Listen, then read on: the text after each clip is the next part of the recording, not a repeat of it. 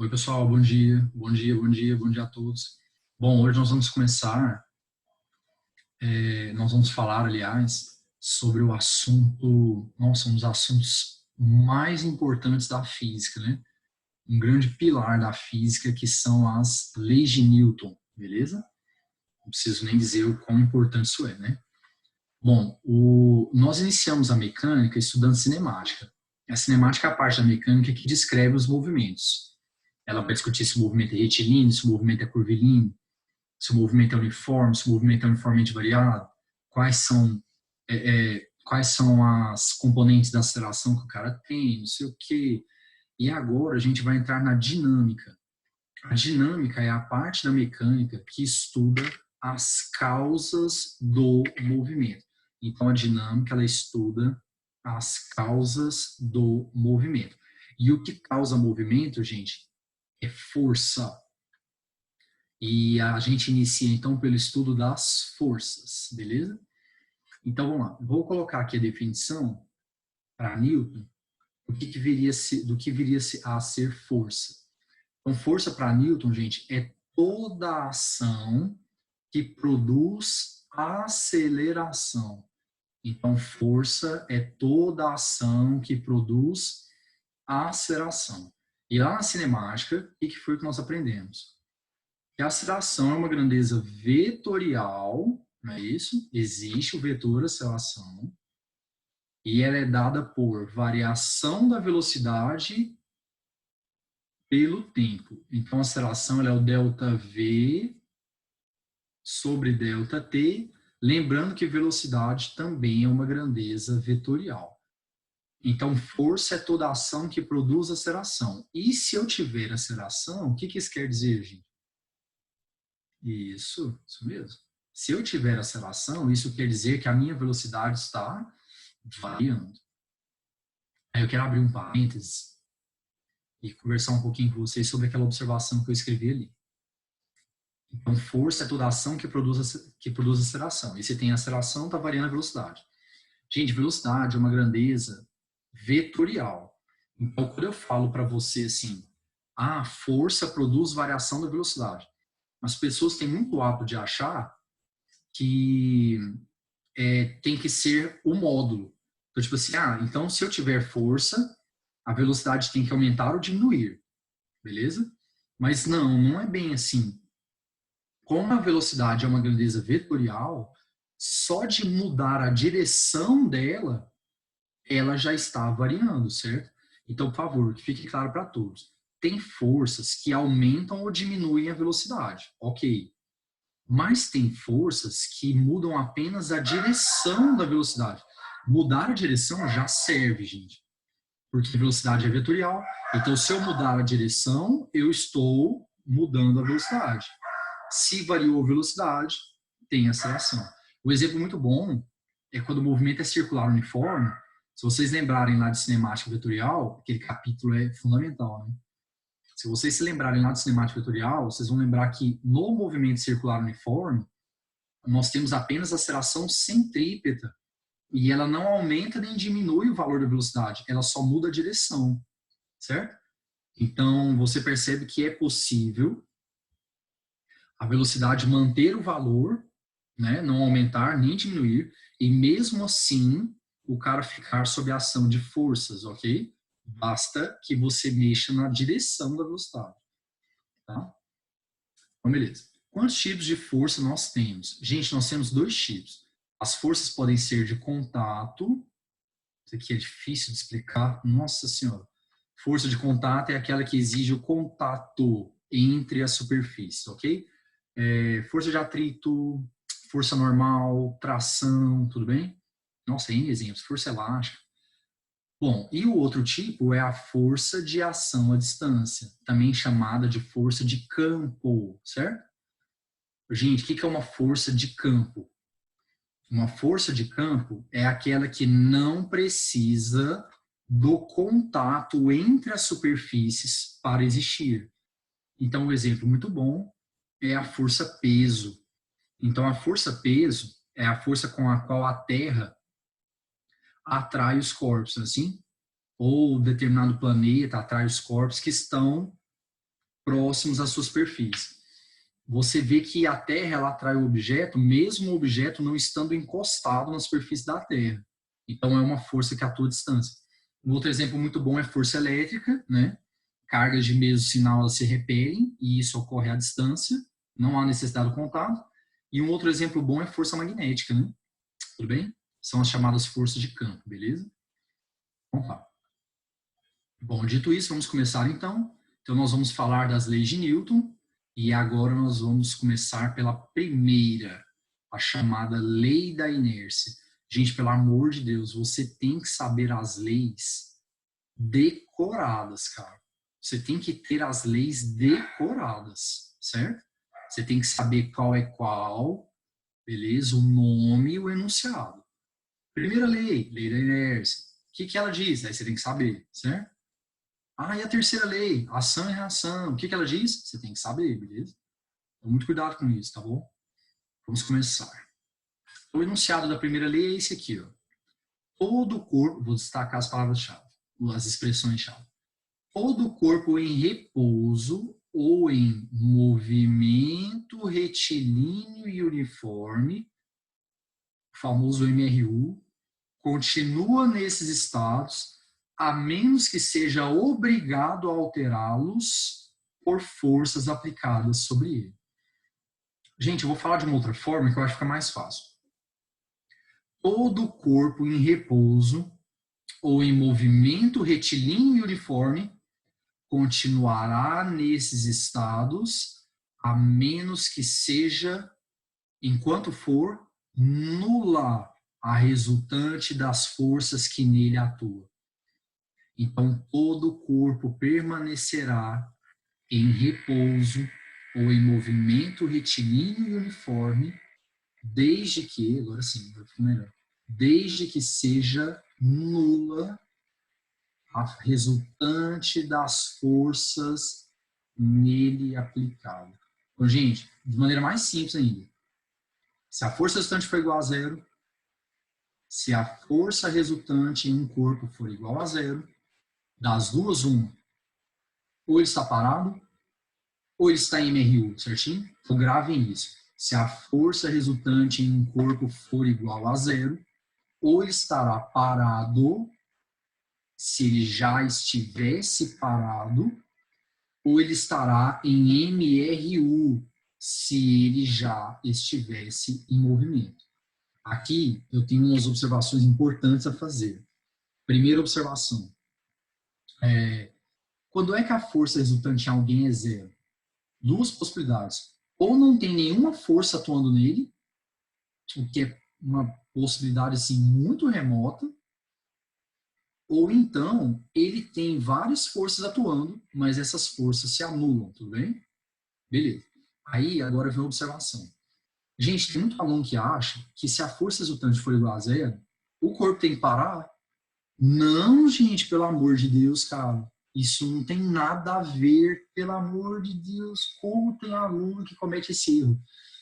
Se você, em algum momento, perdão, a resultante das forças que atuam em você, ficar nula, você só vai parar se você já estivesse parado. Então, pelo amor de Deus, gente, se em algum momento a resultante das forças que atuam em mim tornar-se zero, eu pararei se eu já estivesse parado. Então, na verdade, eu já estava parado e continuo. Tudo bem? Agora, se eu estivesse movimentando, se eu estivesse lá me movimentando e de repente as forças que atuam em mim se anulam, eu paro? Não, não para.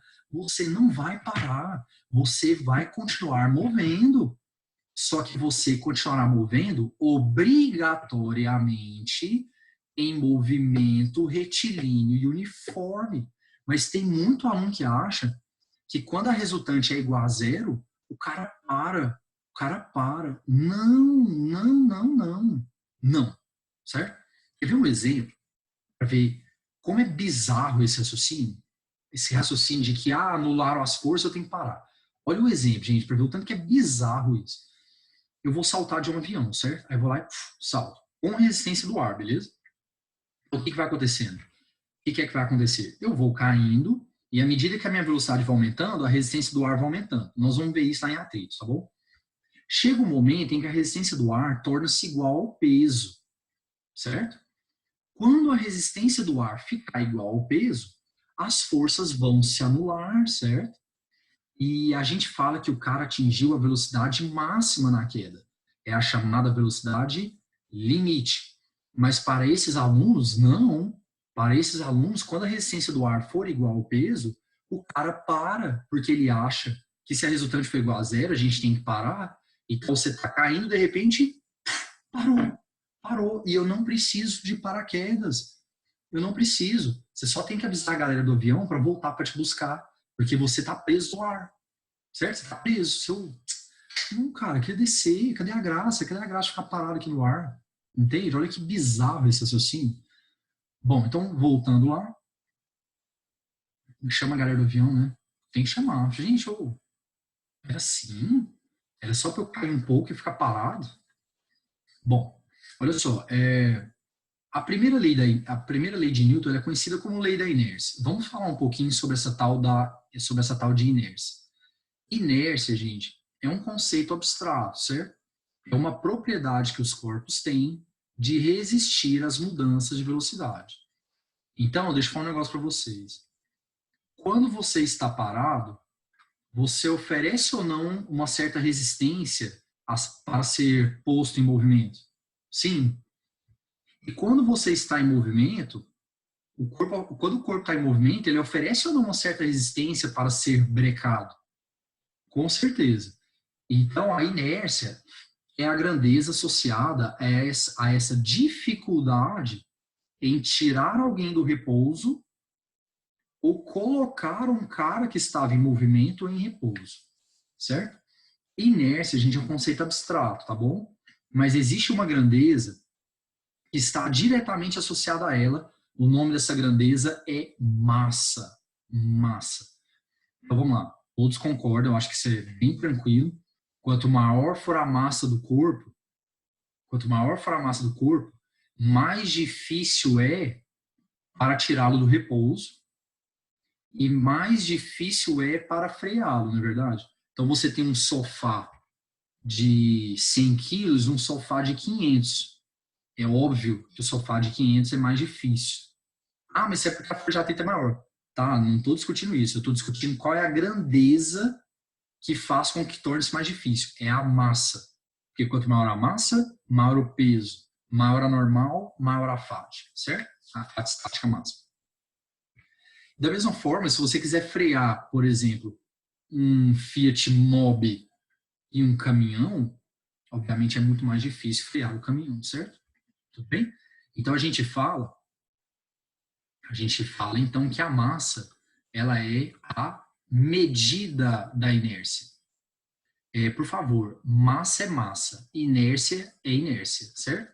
Mas uma está, ó o termo, umbilicalmente ligada à outra, certo? Tudo bem? Uma está umbilicalmente ligada à outra, tá bom? Beleza. Vamos pegar agora os exemplos de lei da inércia. O primeiro exemplo é o clássico, né? Uma pessoa dentro de um trem ou de um ônibus. Vou pegar o caso do ônibus, que é o que a gente tem aqui, né? Então, vamos supor que você está lá dentro, né? Beleza? Você está dentro do ônibus e o ônibus está descendo a avenida em movimento retilíneo uniforme. Gente, se o ônibus está descendo a avenida em movimento retilíneo uniforme, para quem está lá fora, você tem um amiguinho seu lá fora, está te esperando. Está esperando você desembarcar lá no ponto. Para quem está lá fora, o menino lá dentro está em repouso ou em movimento? Movimento, perfeito. Para quem estiver aqui fora, o menino lá dentro do ônibus vai estar em movimento. Vocês se lembram que para quem está aqui fora, a gente fala assim, em relação ao referencial da Terra. Então, em relação ao referencial da Terra, o menino lá dentro está em movimento. E para quem está lá dentro do ônibus, em relação ao ônibus, ele está em repouso. Mas ele não vem ao caso. Aí o motorista vai e mete o pé no freio. Quando ele mete o pé no freio, todo mundo, acho que todos já passaram por isso, mas mesmo que não seja no ônibus, no carro, né?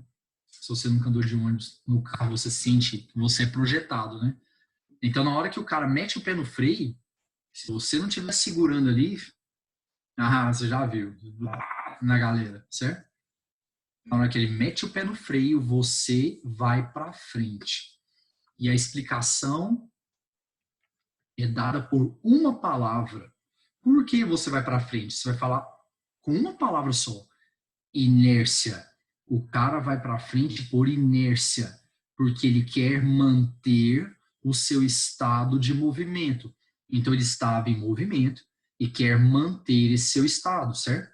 Ele resiste às mudanças de velocidade, certo? Então ele quer manter seu estado e ele vai para frente, beleza? E o caso contrário é quando o ônibus está parado, né?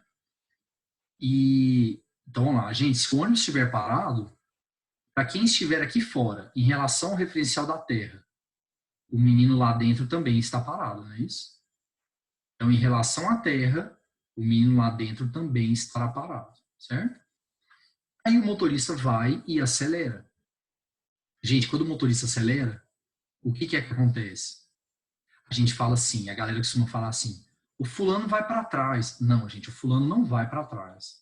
O fulano, na verdade, ele resiste às mudanças. Então, se ele estava em repouso, ele quer continuar em repouso. Então, o fulano está aqui e o ônibus está aqui. O ônibus vai para frente, ó. O ônibus vai para frente, dando a impressão que o fulano, gente, ó, dianteira do ônibus, meu punho, tá? O ônibus vai para frente, dando a impressão que o fulano, certo? O fulano, ele tá dando a impressão que ele está indo para trás. Não é que ele está indo para trás, ele está ficando no mesmo lugar e, obviamente, ele está ocupando posições mais atrás do ônibus. Tudo bem? Então, a galera fala assim, quando o motorista acelera, o fulano vai para trás. O fulano não vai para trás. O fulano permanece em repouso. O fulano estava parado e quer permanecer parado. É o ônibus quem vai para frente. Agora, cuidado. Se o referencial fosse o do ônibus, então, gente, para quem estivesse lá dentro, ele veria o fulano indo para trás. Vocês concordam comigo? Para quem estivesse lá dentro, ele veria o fulano indo para trás. Mas o nosso referencial aqui é a Terra. É o menininho aqui, ó, esse top de linha que eu desenhei aqui, certo? Para quem está aqui na Terra, o fulano estava em repouso e quer permanecer em repouso, certo? Tudo bem? Então, ele fica no mesmo lugar e o ônibus é que vai para frente, beleza? Ok. Eu peguei um caso bacana para a gente ver isso aqui. Isso aqui foi na Índia. Olha só a situação, gente.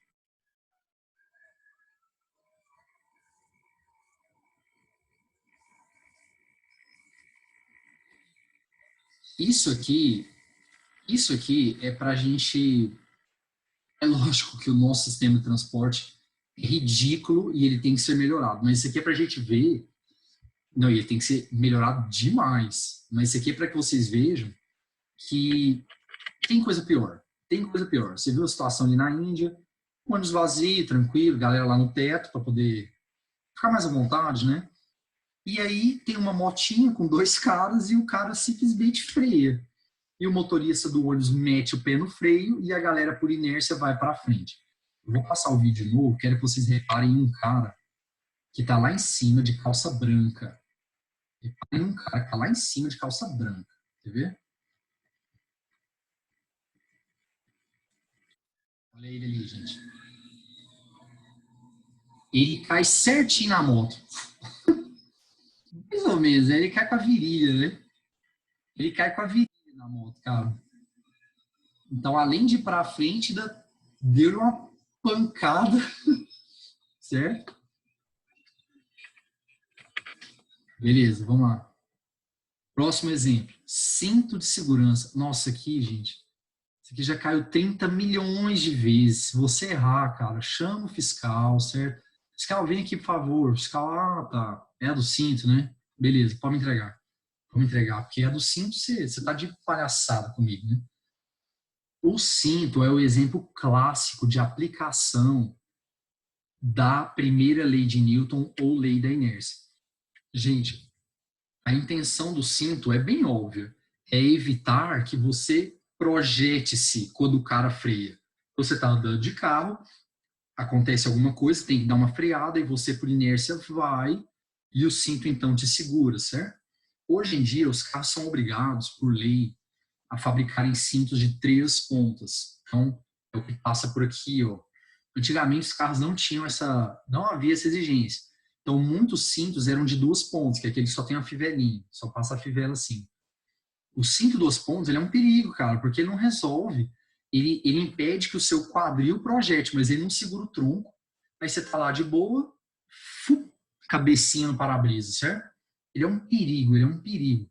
E outra coisa, cinto 2 pontas, muitas pessoas não tinham cuidado de desenrolar a fivela. A galera só pegava e colocava, e às vezes estava lá, a faixa toda enrolada. Se a faixa estiver enrolada, a área de contato dela com o seu corpo será menor. Quanto menor a área, maior a pressão. E a pressão, nós vamos ver lá em hidrostática, é a grandeza que representa a capacidade de penetrar na superfície. Então, se a pressão fica maior, então aquele agente que está aplicando aquela força, ele vai conseguir entrar na sua superfície com mais facilidade, que é o caso do cinto. Então, a gente via muitos casos de acidente em que a pessoa morreu por causa do cinto. Porque batia, apesar que provavelmente ela morreria também, sem o cinto, com o cinto. Mas o cara batia, aí a pessoa era projetada e o cinto vinha e entrava no abdômen, certo? Entrava, o intestino saía e era morte praticamente instantânea, que aí já dava hemorragia e já morria com grande facilidade, certo? Então, muito cuidado com o caso do cinto. Vamos ver um vídeo aqui para ilustrar isso. Vamos lá. Opa, peraí.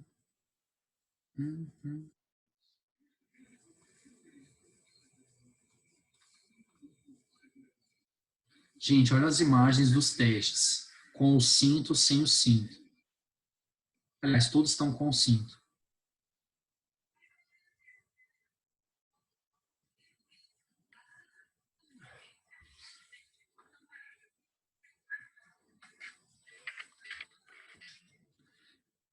Reparem na diferença. Se você estiver usando o cinto, você tem uma possibilidade real bem maior de sobrevivência. Então, o cinto de segurança definitivamente é um artigo muito útil e extremamente necessário, né?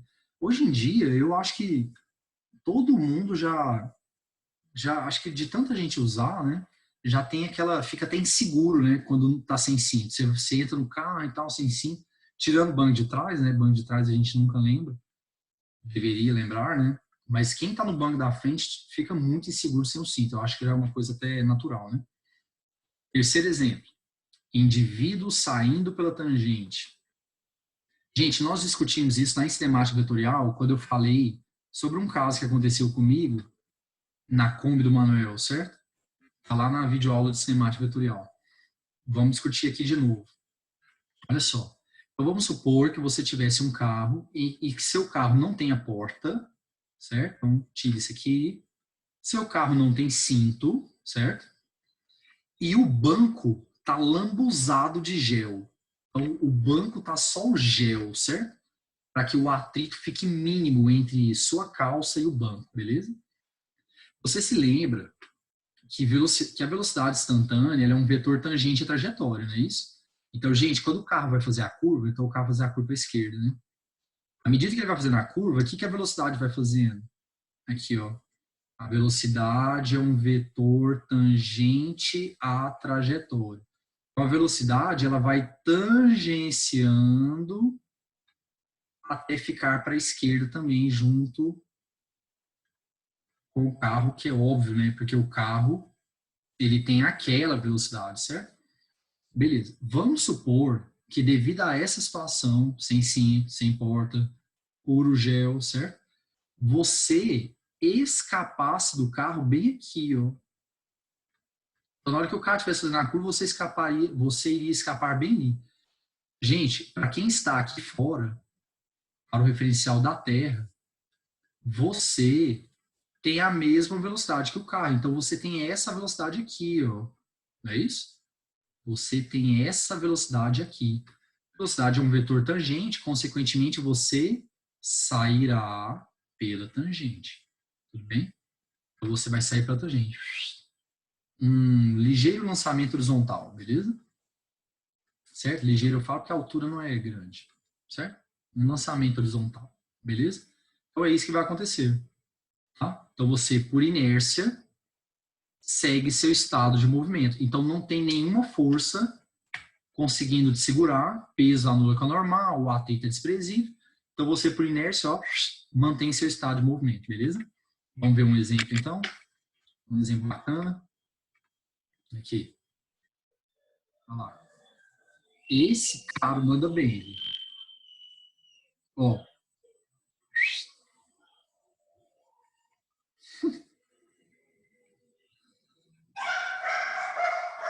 Tem um amigo dele, o delírio, cara, quando ele é lançado. Olha lá, volta, volta, volta. Porta abriu. Beleza. Ó, aqui ficam fica a dica, perdão. Use cinto, tanto de segurança quanto na calça, certo? Ponha cinto na calça, porque olha o vexame. Cai rolando e arriando a calça, certo? Por favor, os dois cintos, beleza? Os dois cintos, tá? Vamos lá, próximo. Vamos compartilhar a tela aqui de novo. Beleza. Gente, nós vamos falar agora sobre a segunda lei de Newton. A segunda lei de Newton é conhecida como o princípio fundamental da dinâmica. As leis de Newton são as responsáveis pelas bases da dinâmica. Então, o princípio fundamental da dinâmica. Certo?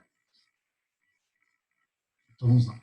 É o PFD. A sigla é PFD. Beleza? É o seguinte, gente. Deixa eu só terminar de marcar. Eu já comecei mesmo. Vamos lá. O que diz a segunda lei de Newton? De maneira simplificada, porque Newton, na verdade, não escreveu dessa forma. Newton, na verdade, ele usou derivada. Ele colocou derivada da quantidade de movimento pelo tempo.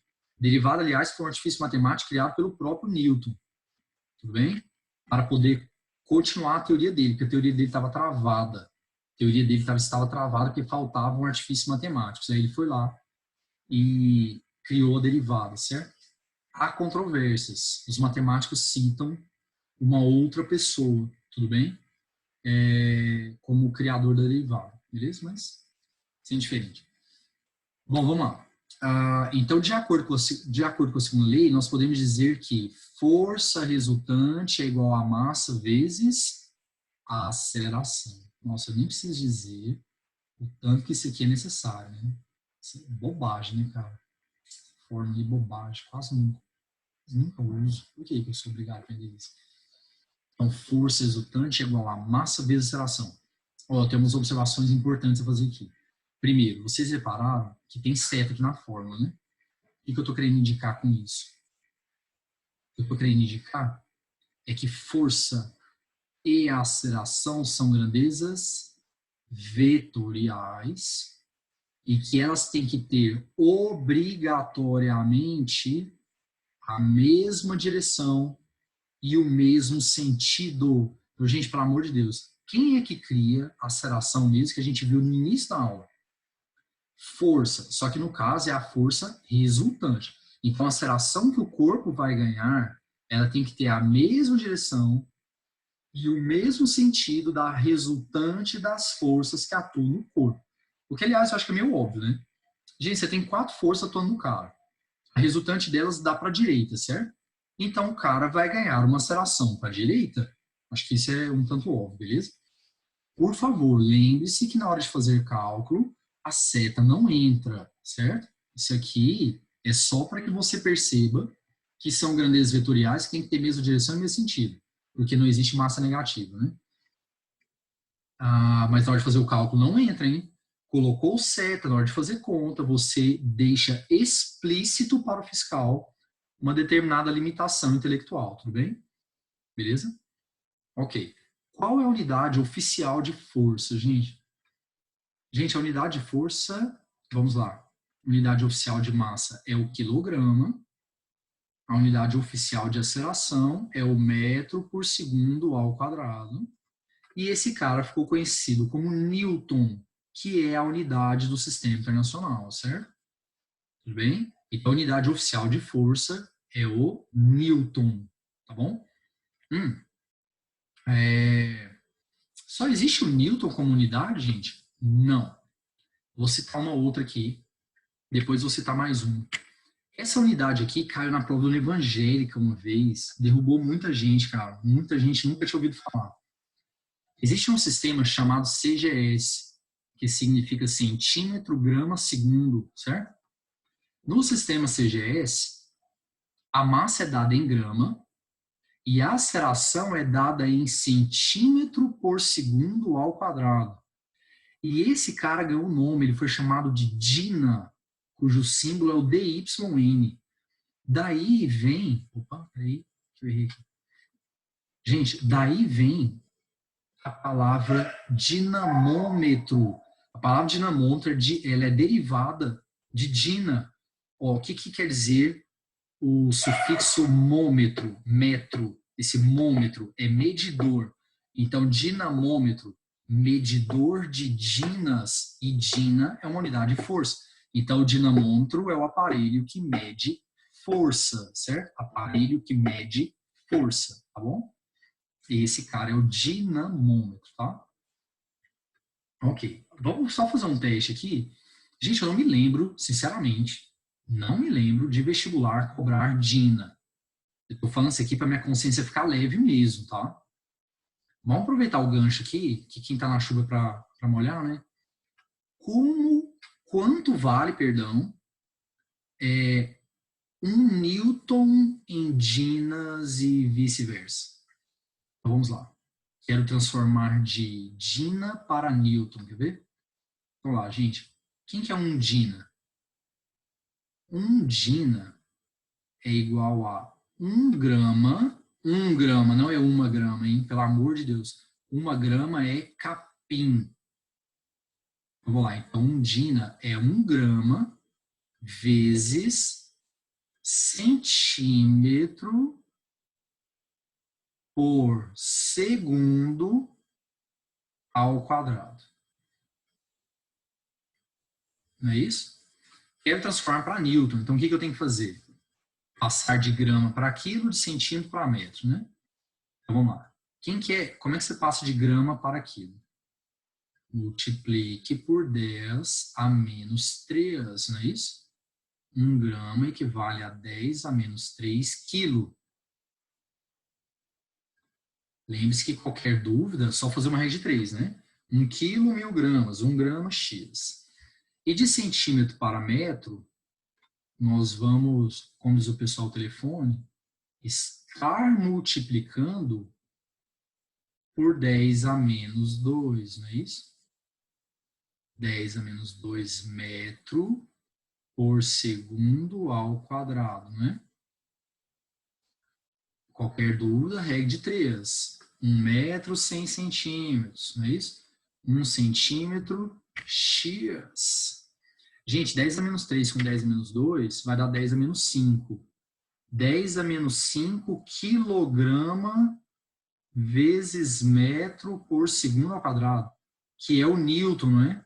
Então, 1 dina equivale a 1 vezes 10 à quinta Newton, certo? 1 vezes 10 à quinta Newton. É assim que se faz a conversão. Necessidade nenhuma de decorar esse troço, né? Até mesmo que eu acho que para converter não é difícil. A questão é só lembrar quem que é o dina, né? Grama vezes centímetro por segundo ao quadrado. Mas eu acho que não justifica decorar isso, cara. Vamos lá, vamos continuar aqui. Lá em cinemática, exatamente em movie, nós aprendemos quando é que o movimento é acelerado, quando é que ele é retardado, né? Aí agora nós vamos entender a coisa de maneira completa. Gente, o movimento ele será acelerado toda vez que a força tiver o mesmo sentido da velocidade, certo? Toda vez que a força tiver o mesmo sentido da velocidade. Então vamos lá, vamos entender isso. Lá em cinemática, vocês lembram o que foi que a gente viu? A regrinha prática? Que o movimento acelerado é aquele em que a aceleração e velocidade têm o mesmo sentido, né? Assim? Aí agora fica fácil de entender, né, gente? Pessoal, quem cria aceleração é a força resultante. Então, se a força for para a direita, o corpo obviamente ganhará uma aceleração para a direita, porque elas têm que ter a mesma direção e sentido. Se a velocidade já era para a direita, eu acho que fica meio óbvio aqui, ó. Se a velocidade já era para a direita, então a força vai ajudar o movimento do cara, não vai? A força vai ajudar o movimento do cara. E o movimento, então, será acelerado, ok? Agora, quando é que o movimento, então, será retardado? Quando é que o cara é retardado? Aí, vamos lá. Quando a força tem sentido contrário ao da velocidade, certo? Quando a força tem sentido contrário ao da velocidade. Então, gente, se a força e a velocidade tiverem sentidos contrários, o movimento será dito retardado. Por quê? Vamos ver, nós vamos confirmar que está coerente com o que nós vimos em cinemática. Se a força for aplicada, se a força resultante for para a esquerda, a bolinha ganhará uma aceleração para a esquerda. Entretanto, a bolinha já movia para a direita. Então aqui, acho que fica bem óbvio perceber que a força atrapalhará o movimento da bolinha. Então a bolinha está tentando ir para frente e alguém está puxando para trás. Consequentemente, ela vai frear. Lembre-se que bateu, né, com o que a gente aprendeu, não foi? Quando a aceleração e velocidade tiverem sentidos contrários, retardado, tá bom? Ok? Então vamos lá. Nós vamos falar agora da primeira força em particular. Gente, a primeira força em particular que nós vamos aprender é essa aqui, ó, chama-se peso. O que é a força peso? É a força com a qual a Terra atrai qualquer objeto nas suas proximidades. Tudo bem? Essa definição ela é estendida para outros planetas, né? Então, o peso em Júpiter é a força com a qual Júpiter atrai o corpo nas suas proximidades, certo? E assim vai. Beleza? Gente, lá em Queda Livre, a gente estudou que quando os corpos são abandonados da mesma altura, e desde que não tenha resistência do ar, né? Não importa a massa, todos cairiam juntos. Foi isso que nós vimos, não foi? Com corpos, independente da massa, abandonados da mesma altura, sem resistência do ar, caem juntos, não é? Porque eles possuem a mesma aceleração. Aí a galera perguntava para Galileu assim, Galileu, por quê? Por que eles caem juntos? O que faz eles caírem? Por que eles caem? Vocês lembram que a ideia aristotélica, a gente discutiu isso lá em Lançamento Oblíquo, né? Era aquela teoria dos 4 elementos, e os corpos caíam porque eles vinham da Terra e para a Terra queriam voltar. Vocês lembram desse negócio? Só que isso não era o suficiente, né? Já na Idade Moderna isso já não servia. Galileu não conseguiu chegar na resposta. Quem deu a resposta foi Newton. Newton percebeu que corpos que têm massa, eles se atraem. Então, corpos que têm massa se atraem, tudo bem? Força essa chamada de força gravitacional, que aqui no caso é o peso. Lá em gravitação a gente vai ver que tem uma pequena diferença, tá? Entre peso e força gravitacional. Mas aqui pra gente é tudo igual, tá? Aqui pra gente é tudo igual. Força gravitacional, peso, tá bom? Newton então descobriu que corpos que têm massa se atraem. Então, o corpinho tem massa, a Terra tem massa, eles são atraídos, ok? Nós vamos discutir isso lá em gravitação, não se preocupe com isso agora, tá? Por enquanto nós vamos ficar só no beabá aqui, que é o peso, tá bom? Então, Newton descobriu que os corpos são atraídos pela Terra, certo? E que essa força, chamada de peso, ela aponta aproximadamente para o centro do planeta. Então aqui, ó, o nome dessa força é peso e sua direção passa aproximadamente pelo centro da Terra, tá bom? Gente, se não tiver resistência do ar, o que vai acontecer quando um corpo for abandonado de uma certa altura? Deixa eu fazer um desenho aqui. Então aqui, ó, aqui está o chão, beleza? Aqui está a bolinha, ok? Uma certa massa M, beleza? Bom, acabamos de ver que a Terra, ela atrai todo mundo, né? Então a Terra vai fazer uma força vertical para baixo na bolinha, certo? Força essa chamada de peso, apontando aproximadamente para o centro da Terra, né? Certo? Ok. Aí, olha só, se não houver resistência do ar, então eu posso falar que o peso é a força resultante, não é isso? Gente, o que foi que nós aprendemos lá na segunda lei PFD?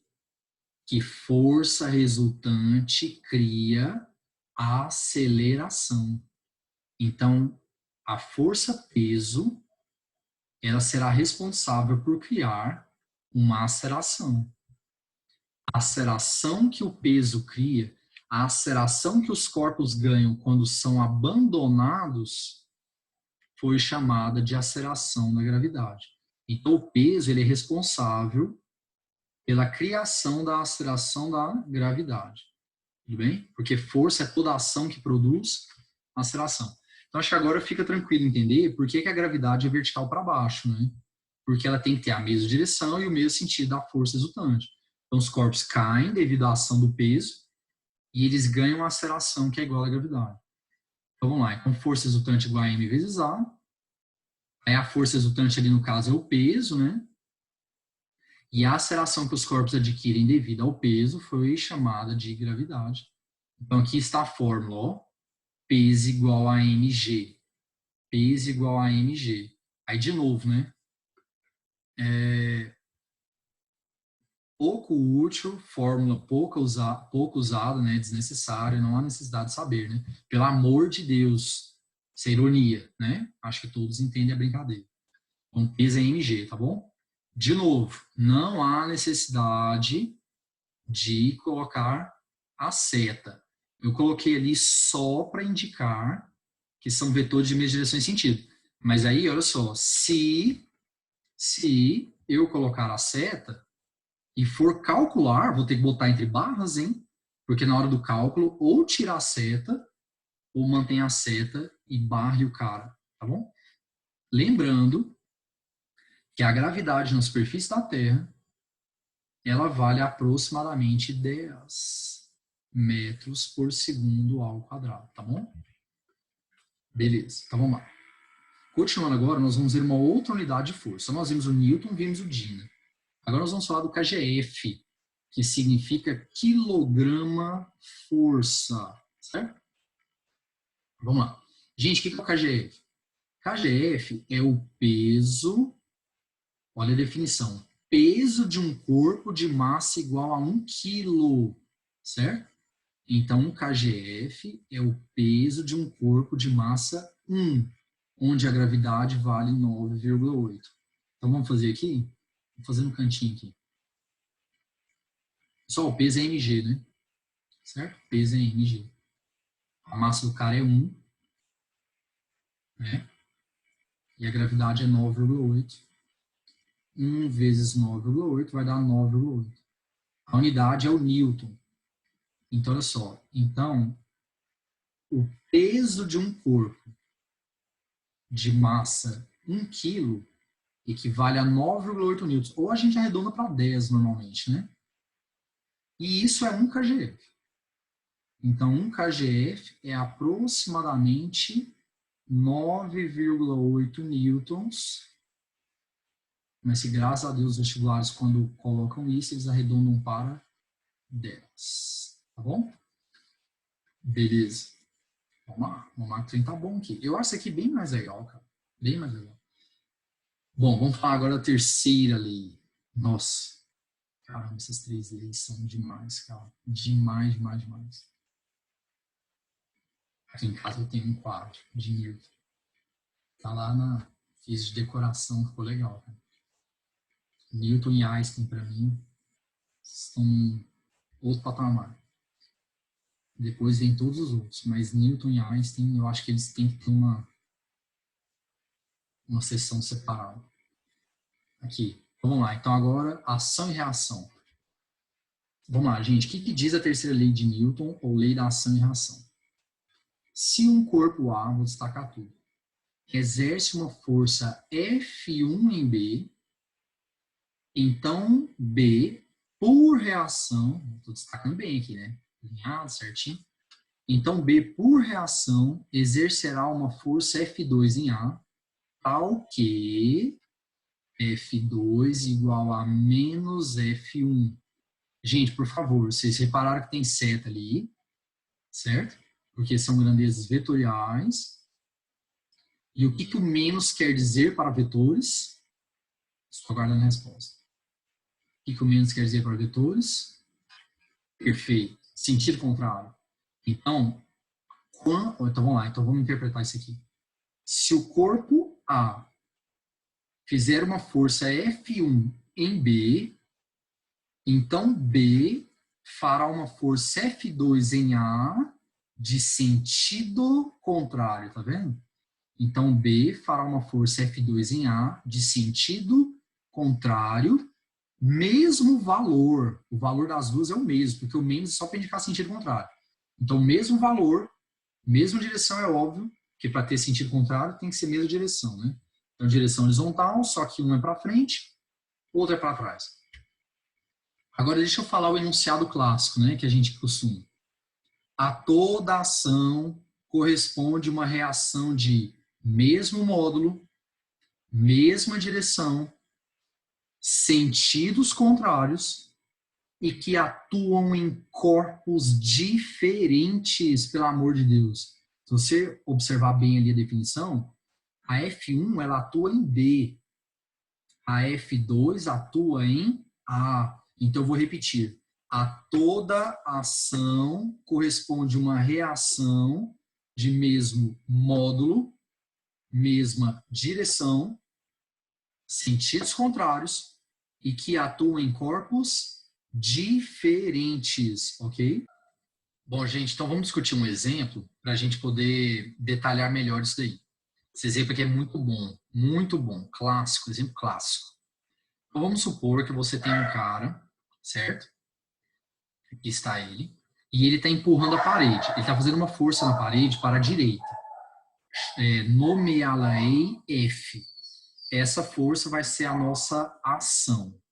Então o cara vai lá, faz uma força na parede para a direita, e a parede, por reação, faz uma força no cara para a esquerda. Aí eu chamei essa força de menos F, em que esse menos é para indicar sentido contrário. Aí vamos ver se está certo? Vamos lá. Você faz uma força F na parede e a parede, por reação, faz uma força de mesmo valor, mesma direção, sentido contrário e que atuam em corpos diferentes. Gente, pelo amor de Deus, a força F ela atua na parede e a força menos F ela atua no homem.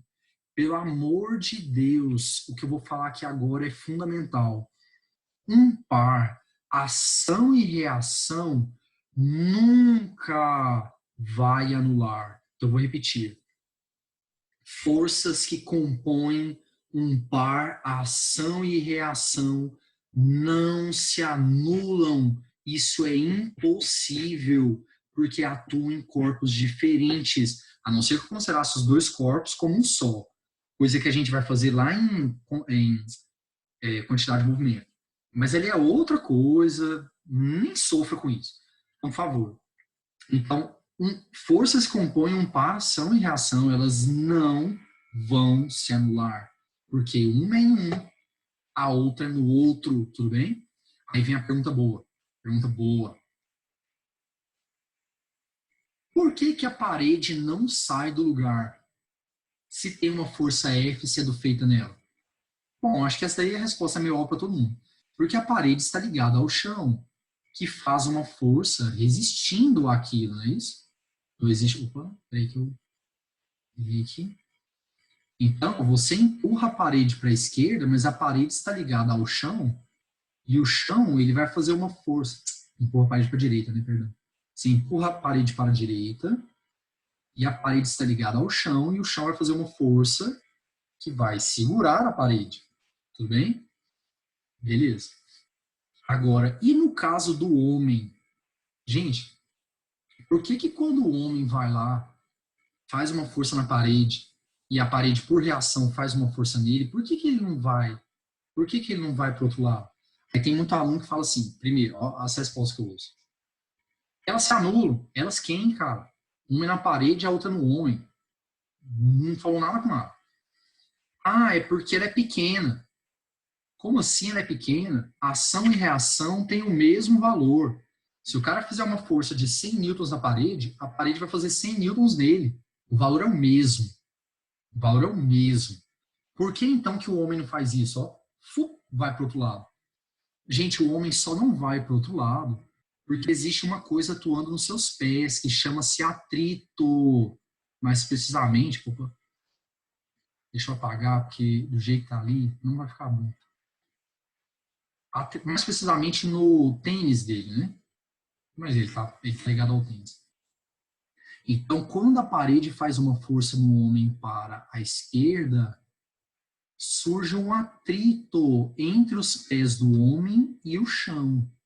Atrito esse para a direita do tipo estático. E o cara só vai mover quando a força aplicada pela parede superar o atrito estático máximo. Mas vocês podem ficar tranquilos que a gente ainda vai ver atrito. Então não sofra com isso agora. Então o que eu quero que você saiba agora é o seguinte. Então por que o homem não move? Por que o homem, então, não move para a esquerda? Gente, o homem não move para a esquerda devido ao atrito entre seus pés e o chão. Se não houvesse o atrito, na hora que ele encostasse na parede, a parede, por reação, faria uma força nele e o cara, ó, certo? Ele ia pro outro lado, tá bom? Beleza?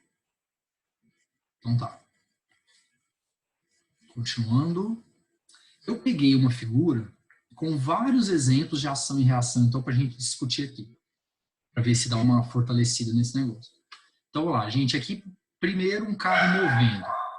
Então, quando o carro vai mover, a roda que tem tração, nós vamos ver isso em atrito também, relaxa. Então, quando o carro mover, a roda que tem tração é a roda que está ligada ao motor. Aí, quando você pisa no acelerador, o que essa roda faz? Ela gira empurrando o chão para trás. Então, ela gira empurrando o chão para trás. Na verdade, quem empurra o chão é o pneu. Ele tem contato direto, né? Mas ele só gira por causa da roda. Então, a roda ou o pneu empurra o chão para trás, tá aqui, não é isso? E a estrada, por reação, empurra o pneu para frente. Então, a estrada, por reação, empurra o pneu para frente. Vamos lá, gente. São ou não paração e reação?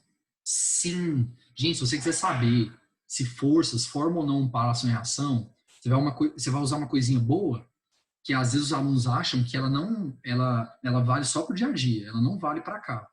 Não, física não. Física nada a ver. Só para o dia a dia eu não posso usar na física. Pelo amor de Deus, física nada a ver.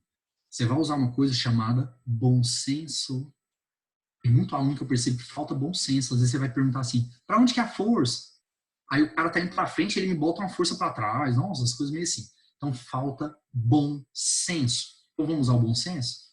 Quero saber se elas formam paração e reação. Vou usar o bom senso. Essa força para trás aqui, ó, para a esquerda, é a força que o pneu faz no chão. Aquela força para a direita é a força que o chão faz no pneu. Então tá óbvio. Força que o pneu faz no chão. Força que o chão faz no pneu. Então tá óbvio que elas são paração e reação. Elas atuam no mesmo corpo? Não. essa aqui atua na estrada, essa outra atua no pneu. Elas se anulam? Não. Uma é no carro, a outra é no chão, certo? Pelo amor de Deus. Beleza. Próximo exemplo. Foguete. Gente, o foguete, como é que ele move? A partir da queima do combustível, que produz uma quantidade muito grande de gases, e os gases são expelidos do foguete, certo? Então, a ação é essa aqui, ó. Então, lá, qual que é a ação? O foguete empurra o gás para trás. E o gás, por reação, empurrará o foguete para frente. Certo? Então, o gás, por reação, empurrará o foguete para frente. Ok? Beleza. De novo, ó. Não se anulam, atuam em corpos diferentes. Próximo exemplo. O homem puxando uma mola. Vamos lá, o homem puxa a mola. Então, o carinha vai lá e puxa a mola para a esquerda. A mola, por reação, puxa o homem para a direita. Certo? De novo, atua em corpos diferentes. Aquela na esquerda é na mola. Aquela na direita é no homem, certo? Se anulam ou não? Não. Atuam em corpos diferentes, têm o mesmo valor, mas não atuam no mesmo corpo, então elas não se anulam. E como é que eu sei que são para ação e reação? Bom senso. A forcinha para a esquerda é a força do homem na mola. A forcinha para a direita é a força da mola no homem, certo? E o último exemplo, pegando aquele caso que a gente discutiu lá em Queda Livre, quando o Galileu foi lá e soltou a bola de canhão do alto da Torre de Pisa.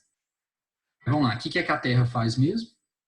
Ela atrai tudo que tem massa próximo à sua superfície. Então a Terra puxa a bola. Então essa é a ação. A Terra puxa a bola. E qual é a reação? A reação é a força que a bola faz na Terra. Então, gente, pelo amor de Deus, a Terra, ela puxa a bola para baixo, não é assim? E a bola, por reação, puxa a Terra para cima. Então, pelo amor de Deus, a reação do peso, a reação da força-peso, é a força feita lá no centro da Terra para cima. Vou fazer um desenho aqui, então. Ó, então aqui, olha só. Aqui está. Ah, saco. Fala o marca-texto, entrei. Caneta azul. Então, gente, aqui está o planeta Terra, certo? Formato esférico. Ficou ótimo. Aí, vamos lá. Lá está o objetozinho. Aí, o que a Terra faz? Vai lá e puxa o objeto para baixo, não é isso? Força, peso, ok? Força, peso. Tá. E o objeto, por reação, puxa a Terra para cima. Então, o objeto vai lá e aplica uma força aproximadamente no centro da Terra para cima. O nome dela vai ser menos peso, em que o menos quer dizer sentido contrário. Então, por favor, a reação do peso está lá no centro da Terra, aproximadamente, certo? Deixa eu falar um negócio pra vocês. O objeto cai, não cai? E por que a Terra não sobe? Você faz uma força na Terra lá no centro dela. Por que ela não sobe? Gente, ela não sobe porque, vamos inventar um exemplo? Peso de 100 newtons. Quer dizer que a Terra fez uma força de 100 newtons em você. Você vai fazer uma força de 100 newtons na Terra, né? 100 newtons para você pode ser muito. Para a Terra é ridículo. Uma força dessa é ridícula para a Terra, que tem uma massa gigante, certo? Ah, mas e todas as pessoas do planeta fazendo isso na Terra? Gente, as pessoas estão distribuídas ao longo do planeta. Então você tem reações em todas as direções lá no centro da Terra, certo? Então, pode ficar tranquilo. Não vai mover, tá bom? Por causa disso, não. Aí vamos lá. Agora nós vamos ver um outro exemplo. Nossa, esse aqui também é importante demais. Demais, demais, demais. Então, olha só. Gente, vamos supor que você tem um livro, ele está apoiado sobre uma mesa, certo? Você tem um livro apoiado sobre uma mesa. Ok. E o que eu peço a vocês é muito simples. Eu quero que você marque as forças que atuam no livro. Então, vamos lá. Ali já está marcado, mas eu quero fazer do jeito devagar, tá? Então, aqui está o livro, aqui está a mesa. Eu vou marcar a mesa também, porque a gente precisa entender uma coisa que acontece com ela, que vai justificar uma força no livro, tá bom? Então, aqui é o seguinte, ó. Vamos lá. Quero que você marque as forças que atuam no livro. Vamos lá. O livro tem peso? Sim. Sim. Por quê? Porque ele tem massa e a Terra atrai tudo que tem massa. Próximo à sua superfície, o peso ele é vertical para baixo. Gente, como o livro tem peso e ele está apoiado em cima da mesa, o que é que acontece? O livro quer cair, mas a mesa impede, né? Então, o livro, ele faz uma força na mesa, ele comprime a mesa para baixo, devido ao peso, né, assim?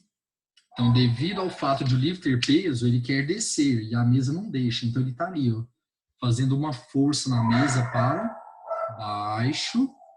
E a mesa, por reação, fará uma força no livro para cima. Olha ela ali, ó. O nome dela é força normal. Então, por favor, o que é essa tal de força normal? Força normal é a força feita pela superfície nos corpos, tá bom? Aí, olha só, peraí. Espera aí que eu já marco. Então, força normal é a força feita pela superfície nos corpos. Então, gente, toda vez que o cara estiver apoiado em alguém, toda vez que um corpo estiver apoiado no outro, a força que o de baixo faz no de cima, por causa desse apoio, é chamada de força normal, tá bom? Então, força normal é a força feita pela superfície no corpo. Por que essa palavra normal? Normal, não sei se vocês sabem, tem dois significados, né? Fulano é normal, então fulano é comum. Fulano não é diferente. Só que a palavra normal também tem um outro significado, que quer dizer perpendicular. Então, força normal é aquela que forma 90 graus com a superfície. Então, força normal é a força que a superfície faz. E esse nome veio porque ela tem que formar obrigatoriamente 90 graus com a superfície, tá bom?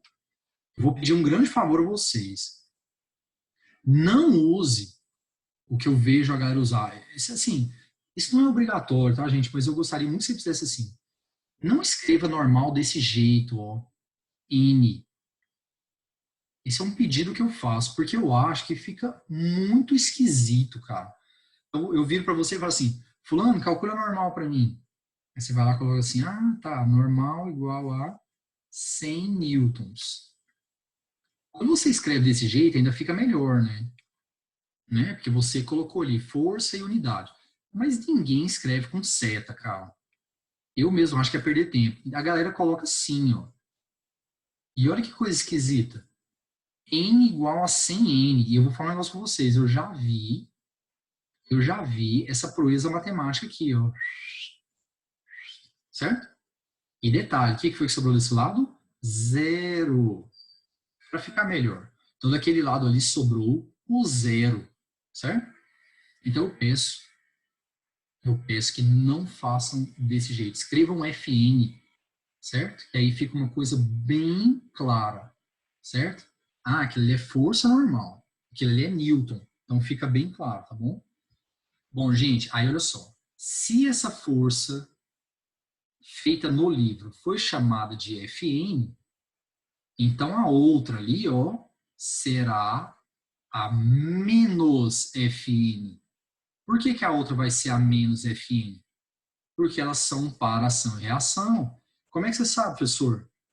Porque eu usei o bom senso, né? Sempre use o bom senso, para tudo na sua vida, tá? Isso é importante.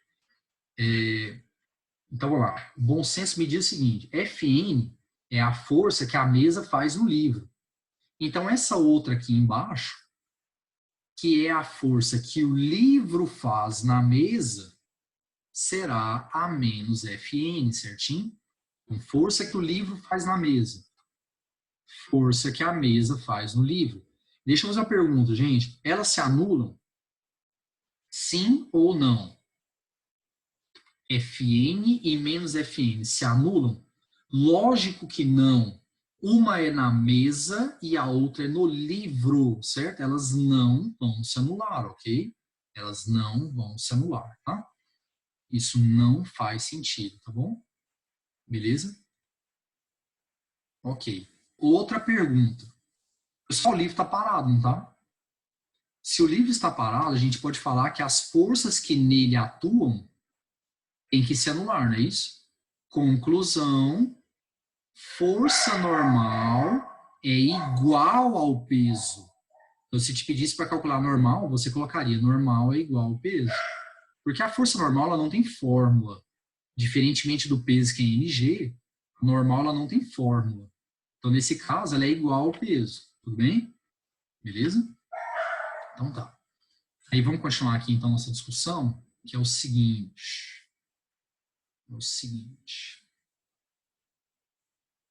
Vou apagar aqui. Bom, aqui agora vem a pergunta clássica, né, que já caiu em 30 milhões de provas, 45 milhões de vezes. A pergunta é: peso e normal formam para ação e reação? Não, gente, não, pelo amor de Deus. A força normal não é a reação do peso. A força normal ela é a reação da menos Fn. Então, o livro faz uma ação, que é a menos Fn, e a mesa, por reação, faz a Fn. Elas são para ação e reação. Fn e menos Fn, certo? A reação do peso, a gente já viu, é a menos P, não é isso? A menos P é a reação do peso, ok? Certo? Aí um comentário. Aí tem aluno que vem e fala assim, mas para mim era peso normal era um para ação e reação. Nossa, eu jurava que peso normal era um para ação e reação. Gente, como? Como é que dois caras no mesmo corpo vão ser um para ação e reação? Isso é um absurdo. Isso é um absurdo. Ah, mas é porque elas são iguais. Normal e peso são iguais. E daí? E daí? Se a normal é igual ao peso, sabe o que você vai falar para ela? Ó, parabéns, cara. Parabéns. E só. Até mesmo porque a normal, ela não é igual ao peso via de regra. Nem sempre ela é. Na maioria dos casos, é. Mas, cara, cada caso é um caso. Por favor, não existe essa de normal e peso formarem um par ação e reação, tá bom? Beleza, vamos continuar. Agora, nós vamos discutir uma coisa que cai muito, gente, que é a tal da balança. Eu quero saber qual será a marcação da balança quando uma pessoa estiver sobre ela, tudo bem? Quanto a balança marcará quando uma pessoa estiver sobre ela. Então, vamos lá. Ó, atenção aqui. Ali está a mulher, tudo bem? Ela subiu na balança. A reação dela não demonstra felicidade, certo? Tudo bem?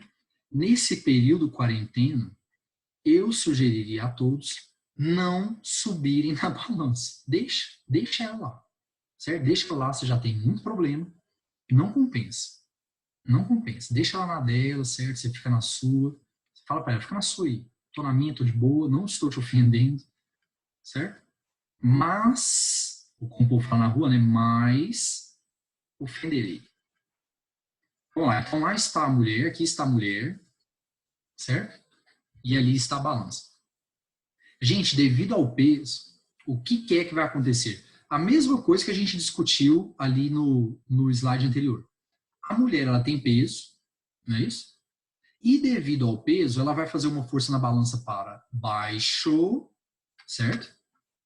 E a balança, por reação, fará uma força na mulher para cima. Não é assim? É ou não é? Então tá. Então, devido ao peso, a mulher fará uma força na balança para baixo e a balança por reação fará uma força na mulher para cima. Essa força que a balança faz na mulher é a força normal, né? Porque a balança é a superfície, né, para a mulher. A força que a superfície faz no corpo é normal. Ali está o peso e essa aqui é a menos Fn, certo? Então aquela ali vai ser a menos Fn, certinho? Bom, de tudo que eu falei aqui, então agora a gente já consegue entender o que é que balança marca. Gente, o que é que balança marca? Balança marca a força que nela atua. Nossa, que importante demais, cara. Balança marca a força que nela atua, certo? Gente, pelo amor de Deus, os alunos viram e falam assim para mim: professor, balança marca peso. Balança não marca peso. Balança não marca peso. Balança marca a força que o corpo em cima dela faz nela. E pelo desenho que eu fiz, está bem óbvio. A força que o corpício em cima dela faz nela é a menos Fn. Então, a indicação da balança será o valor da menos Fn, certo?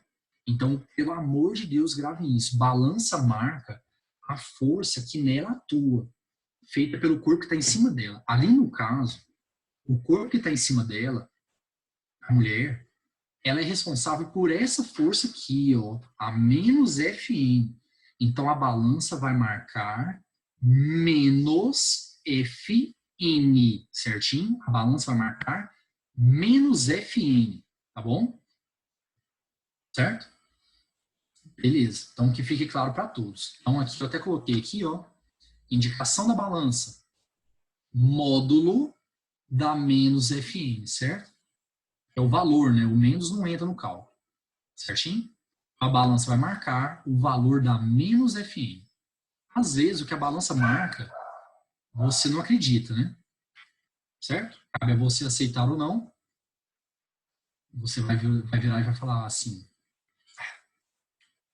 tá vendo? Esse valor que ela tá marcando aqui, coisa ridícula. Ele não é o meu peso. Ele é menos Fn. Então eu posso ficar tranquilo. Meu peso não é aquilo. Meu peso não é aquilo. Cuidado, gente. Cuidado. Se a mulher estiver parada, pessoal, eu apaguei a figurinha aqui, mas acho que todos se lembram. Estando a mulher parada, o peso tem o mesmo valor da normal, porque as forças têm que se anular, né?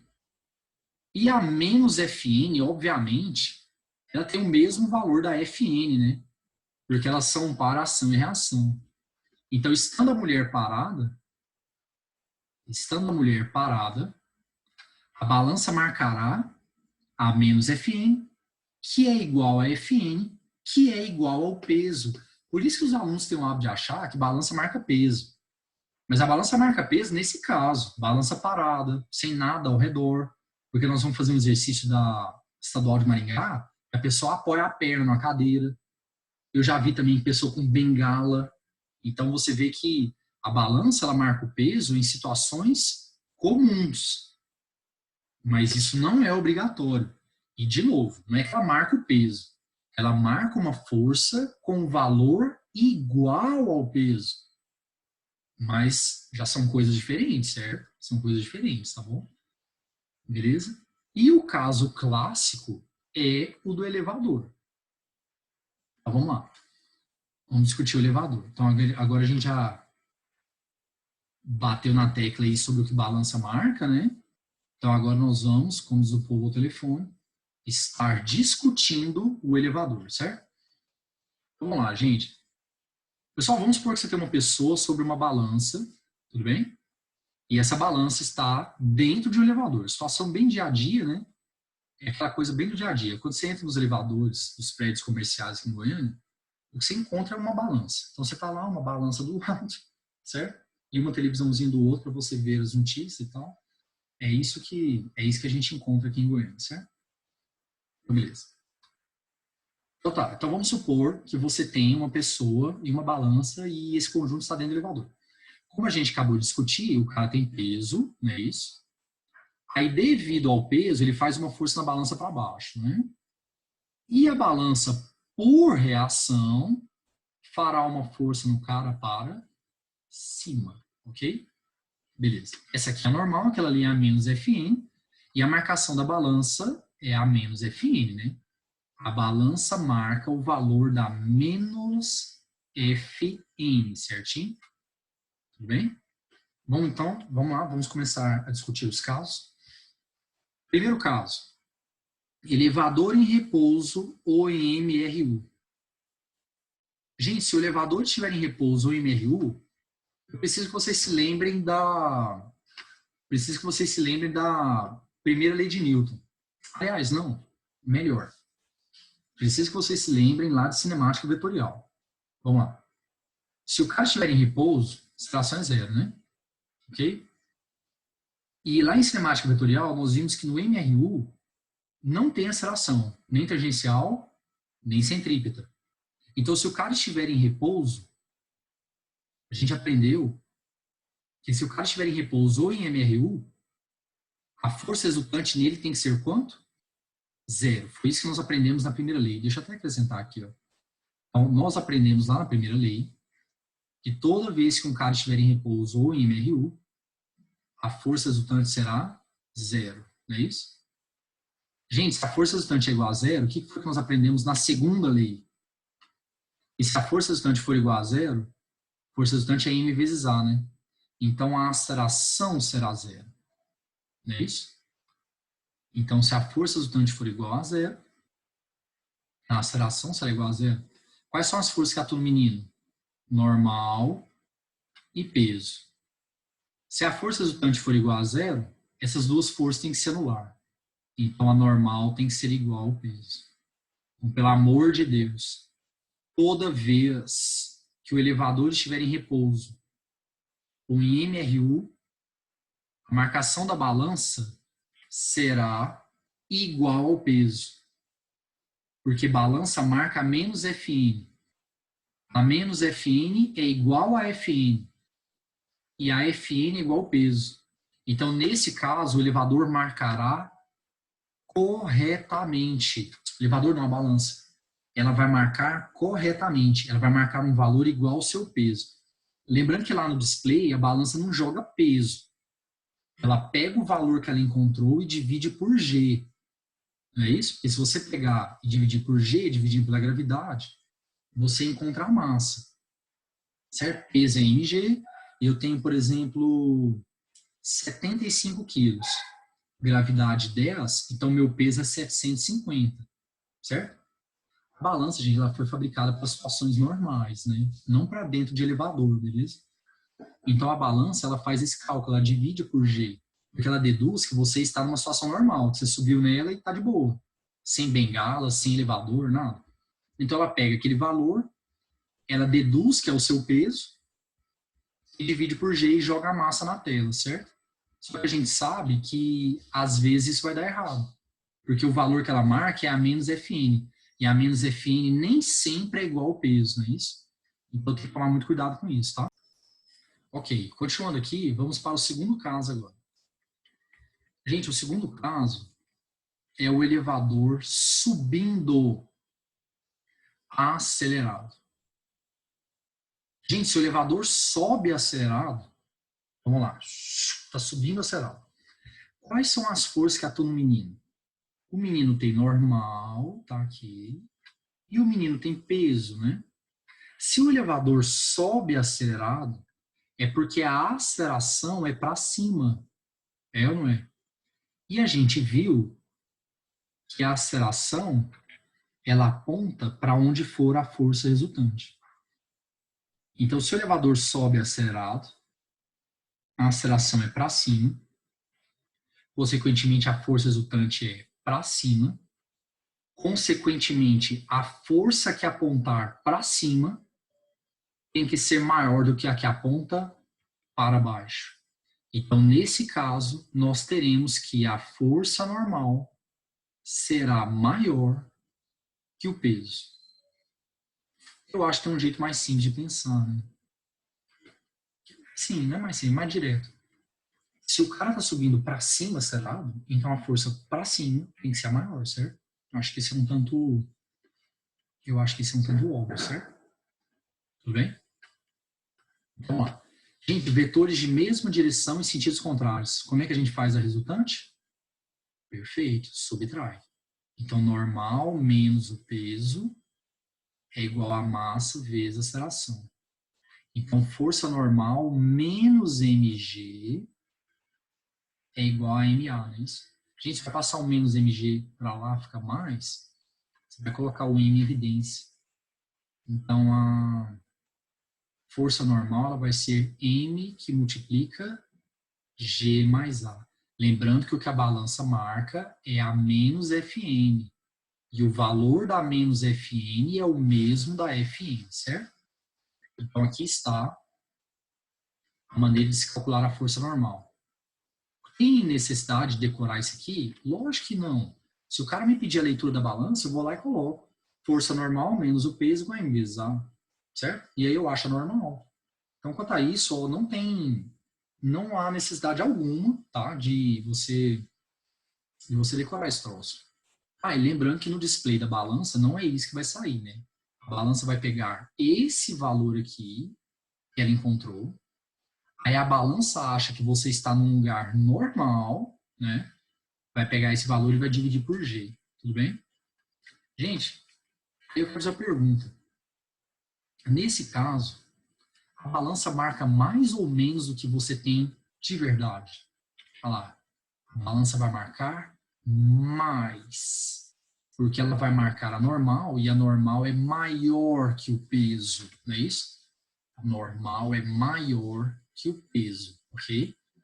Então a balança vai marcar mais. Beleza? Então, por exemplo, vou inventar um exemplo. Eu tenho 70 quilos. Para facilitar a conta aqui. Tenho 70 quilos. Certo? Beleza. Só que o elevador está subindo acelerado e a balança não vai marcar o meu peso correto. O meu peso correto seria 700 newtons, né? Com gravidade igual a 10, né? Peso é mg. Então, a balança não vai marcar o valor correto. A balança vai marcar um valor maior. Aí vamos supor que a balança marcasse 800. Se a balança marca 800, ela acha que aquilo ali é o meu peso, né? E ela vai dividir aquele valor por G. Então, no display vai sair 80, como se eu tivesse 80 quilos, ok? Mas, na verdade, eu tenho 70. Gente, por favor, a força normal, ela tem outro nome, eu não sei se vocês se lembram. Ela é chamada de peso aparente. Então, por favor, toda vez que você encontrar essa expressão peso aparente, é a força normal. Porque a balança, ela acha que está marcando o peso. É daí que vem esse nome. Ela acha que está marcando o peso correto. Mas ela está marcando um valor que não é igual ao peso correto. Por isso o termo peso aparente, tá bom? Então, por favor, força normal, peso aparente, mesma coisa, tá? Próximo caso, vamos lá, gente. Elevador desce acelerado. Elevador, sobe retardado. Vamos lá. Quais são as forças que atua no menino? Normal e peso. E agora o elevador está subindo, só que ele está subindo freando, certo? Gente, se ele está subindo freando, se o movimento é retardado, então velocidade e aceleração tem que ter sentidos contrários. Então, se o elevador está subindo, a aceleração tem que ser para baixo. Se a aceleração é para baixo, a força resultante também é. Conclusão, a força para baixo tem que ser a maior. Vamos pensar de forma mais direta. Se o elevador está subindo freando, a força para baixo tem que ser a maior, senão ele não vai frear e parar, ele vai seguir reto. Então o peso tem que ser a maior. Tudo bem? Então vai ficar assim, ó. Nesse caso, teremos peso maior que a normal, beleza? Então vai ficar assim, ó. Peso menos a Fn, esse cara é igual a m vezes a, beleza?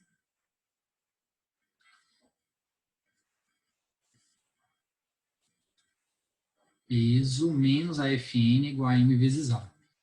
Aí você vai passar menos Fn para lá e M vezes A para o outro lado. Coloque o M em evidência. Então, força normal é igual a M que multiplica G menos A. Então, agora, a normal ela será menor que o peso e a balança vai marcar um valor menor que a realidade, certo? Ela vai marcar um valor menor que a realidade. Lembrando, novamente, que força normal é peso aparente, tá? Terceiro caso, o elevador desce acerado. Então, vamos lá, vamos começar a tocar rápido aí. Gente, quais são as forças que atua no menino? Peso normal, certo? Peso e normal. Beleza. Se o elevador desce acerado, então, com certeza, o peso tem que ser maior que a normal, certo? Então, nesse caso, o peso é maior que a normal. Tá aqui.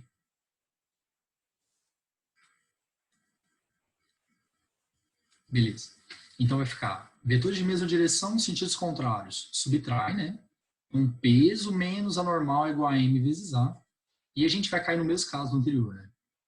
Normal é igual a m que multiplica g menos a. Você vê que para a balança, subir retardado ou descer acelerado dá no mesmo. Obviamente, se for a mesma aceleração do elevador, né? Se for a mesma aceleração na subida ou na descida, em módulo, né? A balança vai marcar a mesma coisa. Ela não vai perceber a diferença. Então, novamente, ela vai marcar um valor menor que o peso. Lembrando que normal é conhecida como peso aparente, certo? Ok. Quarto caso. O elevador desce retardado agora. Então, gente, o elevador agora desce freando, né? Então, vamos lá. Quais são as forças do menino? Peso normal. Se o elevador desce freando, quem tem que ser maior? A normal tem que ser maior para que ele freie e pare, não é isso? Então, novamente, a normal será maior que o peso. Vetores de mesma direção e sentidos contrários. Então, normal menos o peso é m vezes a. Você viu que eu estou fazendo o papel de vocês aqui, né? Participação. Normal menos o peso é m vezes a. Vou passar o menos peso para lá, fica mais. Põe o m em evidência. Normal é igual a m que multiplica g mais a. Então, de novo, a força normal ela vai ficar maior que o peso do indivíduo, certo? Que o peso do indivíduo, ok? E, então, novamente, a balança marcará mais que a realidade, certo? Deixa eu falar um negócio aqui. Você vê que para o elevador, você descer retardado ou subir acelerado vai dar no mesmo, né? Desde que a aceleração do elevador tenha o mesmo valor. Mas a ideia é a mesma, a normal é maior nos dois casos, tá bom? E o último caso é esse aqui, ó. Muito cuidado com esse elevador em queda livre. Pessoal, nós aprendemos lá em cinemática sobre queda livre. O que é queda livre? É quando o corpo cai livre da resistência do ar. E nós aprendemos que quando isso acontece, o cara ganha uma aceleração. Qual que era a aceleração, você se lembra? Gravidade. Então, por favor, quando um corpo cai em queda livre, livre da resistência do ar, ele cai com uma aceleração obrigatoriamente igual à da gravidade. Então, imagine a seguinte situação. O cabo do elevador rompe. Tudo bem? E o elevador agora cai em queda livre com uma aceleração igual a G. Pessoal, isso aqui é uma descida acelerada, não é assim? Está descendo acelerado. Se fosse para chutar, eu chutaria que o peso é maior, não é assim? Então está descendo acelerado, o peso é maior. Então vai ficar assim, vetores de mesma direção, sentidos contrários, subtrai. Então peso menos a normal, esse cara é m vezes a. Vamos lá, peso, mg, menos a normal, que é o que eu quero. Isso aqui é igual a... Qual que é a aceleração mesmo, quando o cara está caindo em queda livre? G de novo. A aceleração do cara é o próprio G. E aí vai cortar, né? mg com mg vai cortar. E a força normal é igual a zero. Eu quero discutir com vocês o que isso quer dizer. Gente, o que quer dizer uma força normal igual a zero? Se a força normal é igual a zero, é muito simples. Eu não estou encostado na superfície. Ué. Porque força normal é uma força quando você está apoiado na superfície. Se a normal é igual a zero, eu não estou encostado em nada. Então, eu estou flutuando. Eu estou flutuando no interior do elevador, certo? Porque quando os caras caem em queda livre, sem resistência do ar, os caras caem juntos, não é assim? É isso que está acontecendo. Então, a pessoa está caindo junto com o elevador, ela não mais comprime o elevador para baixo, ela despenca junto com ele, certo? Então, ela flutua, certo? A pessoa flutuará lá dentro. Aqui, ó. Então, o passageiro não mais comprimirá a balança, certo? Que não marcará valor algum, beleza? Isso acontece porque todos os corpos caem juntos, tá bom? Palavra boa aqui para definir isso é flutuação, tá bom? Gente, para quem está lá dentro do elevador caindo, ele está ali flutuando, né? Qual a sensação que ele tem? A sensação que ele tem é como se ele estivesse numa nave espacial. Então tá lá na nave espacial, flutuando, é a mesma coisa. É a sensação de ausência de peso. Porque se eu estou flutuando, é como se não tivesse ninguém me puxando para baixo. Então eu fico com a sensação de que eu não tenho peso. É a chamada sensação de imponderabilidade. Pelo amor de Deus. Essa pergunta já caiu tantas vezes, cara. E no Enem, inclusive. Então, o primeiro caso de imponderabilidade eu acabei de mostrar aqui. É quando o indivíduo flutua dentro de um elevador em queda livre, certo? Ele acha que não tem peso, mas tem ou não força-peso nele? É claro que tem, gente. Se não houvesse a força-peso, o cara ia ficar parado, o elevador ia começar a cair, o cara ia tá a cabeça no teto e o elevador ia jogá-lo. Ia levá-lo junto até o final, tudo bem? Então, por favor, tem peso? Claro, o cara tá caindo, só que ele fica com a sensação de que não tem, porque o elevador tá caindo junto, então ele não vê, entendeu? Ele não entende muito bem que é ele que tá caindo, certo? Que o peso tá puxando ele, ele acha que tá lá, porque ele não sabe que o elevador tá despencando. Na prática, a gente sabe que ele tá despencando, né? Tudo bem? Porque se eu não tô encostado, ele tá despencando, tá bom? Beleza? Bom, gente, então, nessa primeira parte é isso. E na próxima aula, na próxima parte, então, a gente vai começar falando de tração e fios, beleza? Tá? Espero que todos tenham gostado. Até daqui a pouquinho. Tchau, tchau, tchau.